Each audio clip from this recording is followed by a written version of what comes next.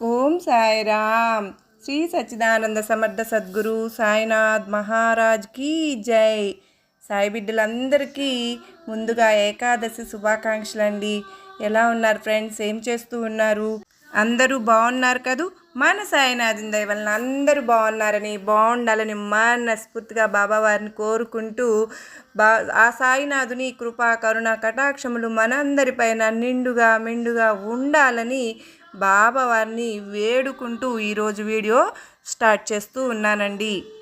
ఈరోజు బాబావారు ఏమి సందేశం ఇవ్వబోతూ ఉన్నారంటే, బిడ్డా, నేను నిన్ను అడుగడుగునా కాపాడుతూ ఉన్నానమ్మా, లేకపోతే నీవు ఏమైపోయేదానవో అని సాయినాథుడు అంటూ ఉన్నారండి. బాబావారు ఏది చెప్పినా కూడా దానిలో అర్థము పరమార్థము దాగి ఉంటాయి. అయితే మనం బాబావారి సందేశంలో పరమార్థాన్ని తెలుసుకునే ముందు బాబావారు అసలు ఎందుకు అలా అంటూ ఉన్నారో తప్పకుండా ఇప్పుడే తెలుసుకుందాం ఫ్రెండ్స్. అంతకంటే ముందుగా క్రొత్తగా మన ఛానల్ని చూస్తూ ఉన్నట్లయితే ప్లీజ్ తప్పకుండా సబ్స్క్రైబ్ చేసుకుని, వీడియో కనుక మీకు నచ్చినట్లయితే తప్పకుండా చిన్న లైక్ అయితే ఇచ్చి సపోర్ట్ చేయండి ఫ్రెండ్స్. బాబావారి సందేశం తెలుసుకుందామా మరి? బిడ్డా, నీకు ఒక విషయం తెలుసా? నీవు నీ సాయినాథుని మీద ఆధారపడితే, ఆశ్రయించితే నీకు వడ్డించిన విస్తరిలాగా సెట్ చేసి నీ ముందు ఉంచుతా ఉన్నానమ్మా అని. అవును ఫ్రెండ్స్, మనం కొన్నిసార్లు అనుకుంటూ ఉంటాం, యాక్సిడెంటల్గా జరిగింది, ఇది అనుకోకుండా జరిగింది, ప్రమాదవశాత్తు జరిగింది, లేదంటే యాక్సిడెంటల్గా కాదు, నా అదృష్టము వల్ల ఇలా జరిగింది అని మనం మనకు తోచినట్టుగా ఏదో ఎన్నో విధాలుగా ఉంటాము కదా. కానీ మనకు తెలియాల్సింది ఏంటంటే, మనకి ఏం జరుగుతుందో అట్లా కాదండి.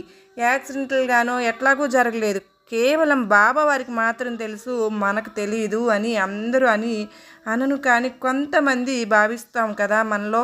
అలాగే జీవితంలో అన్నీ కలిసి వచ్చి అన్నీ చక్కగా జరిగిపోతూ ఉంటే ఇది ఏదో అదృష్టం కలిసి వచ్చేసింది, అది ఏదో మన మనుషులు సహాయం చేయడం వల్లనో అని, లేదా ఇంకొకరు సహాయం చేశారనో అనుకుంటూ ఒక్కోసారి మనం అనుకుంటూ ఉంటాం. అది సహజంగానే.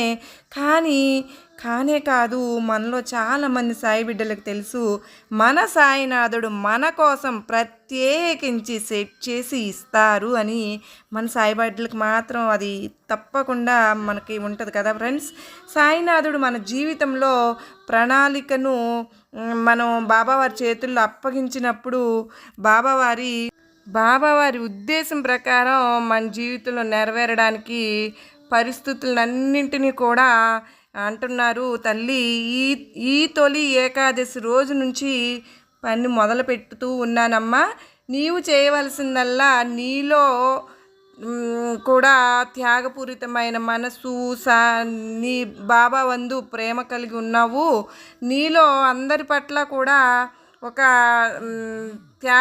సంసిద్ధత, ప్రేమ ఉన్నాయి. అది ఎటువంటి పరిస్థితుల్లోనైనా, ఎలాంటి సమయంలో కూడా నీవు నిబద్ధత కలిగి ఉండు బిడ్డ.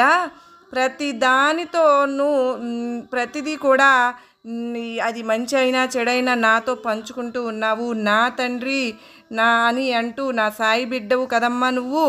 మరి జీవితంలో ఆటుపోట్లలాగా కొన్నిసార్లు కష్టమైన సందర్భాల్లో ఇబ్బందులతో సతమతమవుతూ ఉన్నప్పుడు కూడా, నలిగిపోతూ కొన్ని రకాలైన ఆలోచనలతో వేధించబడుతూ కృంగిపోతూ ఉన్నప్పుడు కూడా నీ మనస్సులోని భావాలన్నీ కూడా నీ సాయినాథునితో పంచుకునే నీ సాయినాథుని సన్నిధి, అది బాబావారి సన్నిధి అని ఎప్పుడూ కూడా మర్చిపోకు బిడ్డ. మనం కూడానండి డాక్టర్ దగ్గరికి వెళ్ళి ఎటువంటి మొహమాటం పడకుండా ఇప్పుడు వెళ్తాము. మనకి ఏదైనా తేడా ఉందనుకోండి, అది నిస్సందేహంగా అంటే సంశయించకుండా మనలో ఉన్న యథార్థంగా ఉన్న ఇబ్బందులను, నాకు ఇలా ఉంది, దీనివల్ల ఇలా ఇబ్బంది అని వివరించి కరెక్ట్గా చెప్తేనే కదా ఫ్రెండ్స్ సరి అయిన వైద్యం మనకు ఇస్తారు. సరిగ్గా అలాగే మనం సాయినాథుని దగ్గర యథార్థంగా ఉండగలగాలి. ఖచ్చితంగా మనం అందరం కూడా ప్రతి ఒక్కరి గురించి చల్లగా చూడు సాయిదేవా అని తప్పకుండా వేడుకోవడం తప్పనిసరి ఫ్రెండ్స్. నేను అలాగే ప్రార్థిస్తూ ఉంటాను. మీరందరూ కూడా సాయినాథునికి నా గురించి తప్పకుండా చెప్తారు కదూ. పరస్పరం ఇలా ప్రతి ఒక్కరము చేయడం సాయినాథునికి మరింత దగ్గర అవ్వడానికి సరిపోతుంది ఫ్రెండ్స్. చాలామంది ఎన్నో ఇబ్బందులతో మెసేజ్లు నేను చూస్తూ ఉంటాను. ద్రవించిపోతూ ఉంటుందండి నా మనసు. కొంతమంది అయితే మరలా కూడా చెబుతూ ఉంటారండి బాబా వారికి. అలా చెప్పాలి కూడా. నేను కూడా ఎంతో హానెస్ట్గా బాబా ఖచ్చితంగా వింటున్నారు అని రిప్లై ఇస్తూ ఉంటాను సాధ్యమైనంత వరకు. బాబా వారికి కూడా అది అలా ఉండేవారంటే అత్యంత ఇష్టం. అలా యథార్థంగా ఉండేవారు, సత్యంగా ఉండేవారు. నిజంగా ఏమి దాచుకోకుండా మన హృదయంలో ఉన్నది బాబా వారికి చెప్పుకుంటే మన యొక్క యథార్థత సాయినాథుడు ఇంప్రెస్ చేస్తుంది ఫ్రెండ్స్.